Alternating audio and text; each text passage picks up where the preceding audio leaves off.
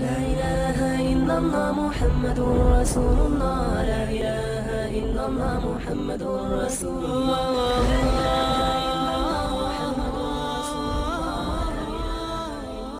اللہ رب العزت کو جس طرح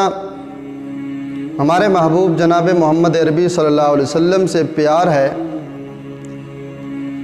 حضور سے الفت ہے کہ حضور کا رونا بھی برداشت نہیں ہوتا، اسی طرح اللہ رب العزت کو اپنے پیارے محبوب جناب محمد عربی صلی اللہ علیہ وسلم کی پیاری جماعت صحابہ سے بھی پیار ہے۔ ایک مرتبہ اللہ کے نبی کی محفل میں، حضور کی مجلس میں ایک نبینہ صحابی، آنکھوں سے نبینے ہیں، جن کا نام عبداللہ ابن ام مکتوم ہے، وہ بیٹھے ہوئے تھے۔ اچانک ایک خادم، ایک بندہ حضور کے پاس آتا ہے، آ کے پیغام دیتا ہے کہ یا رسول اللہ صلی اللہ علیہ وسلم، مکہ کا سردار اخنس بن شریک، مکہ کا سردار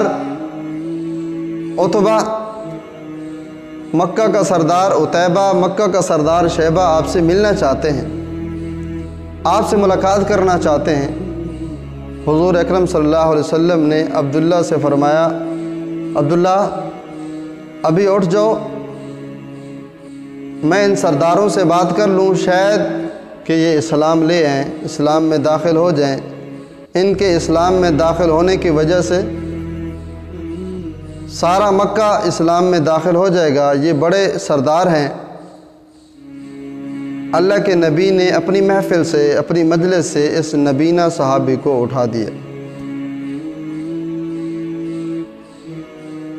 ادھر سے اللہ نے جبریل کو بھیجا، جبریل جلدی کرو، میرے محبوب کے دروازے پر جاؤ اور جا کے میرے محبوب کو کہو، عبس وتولی ان جاءہ الاعمی،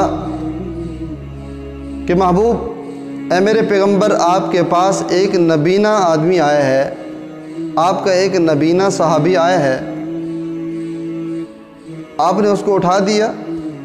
ان مشرکوں کی وجہ سے، ان کافروں کی وجہ سے آپ سوچتے ہیں کہ میں شاید ہدایت دے سکوں ان کو، او یذکر فتنفعہ الذکریٰ۔ اللہ فرماتے ہیں محبوب، آپ کو پتہ نہیں ہے نفع آپ کی وجہ سے، آپ کی نفع ان سرداروں کی وجہ سے دین کو پہنچنا ہے، یا اس نبین صحابی کی وجہ سے دین کو نفع پہنچنا ہے، اس لیے آپ ہدایت نہیں دے سکتے۔ قرآن کریم نے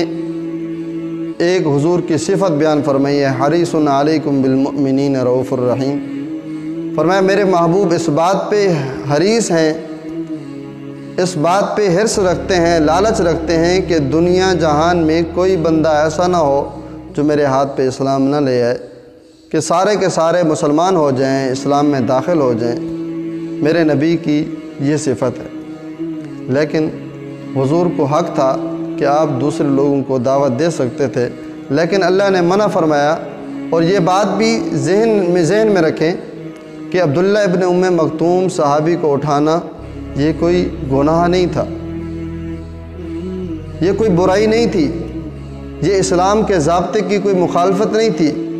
کوئی دین کی مخالفت نہیں تھی۔ اللہ کے نبی کو حق تھا کہ آپ اٹھا سکتے تھے دوسروں سے بات کرنے کے لیے، پیغام پہنچانے کے لیے، لیکن اللہ نے منع فرمایا۔ فرمایا محبوب، آپ اپنے صحابہ کے ساتھ وقت گزاریں،